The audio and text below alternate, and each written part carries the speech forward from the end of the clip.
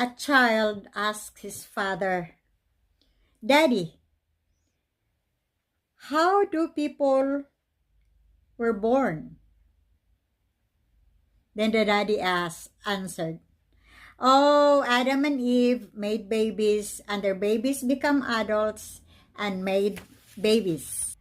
The child went to the mother and asked, "Mother, how were people born?" The mother replied, "We were monkeys then. Then we evolved to become what we are now." The child was confused, so he went back to the father. "Father, you lied." Then the father said, "No, I'm telling the truth. Mine is true. Your mother was talking about her side of the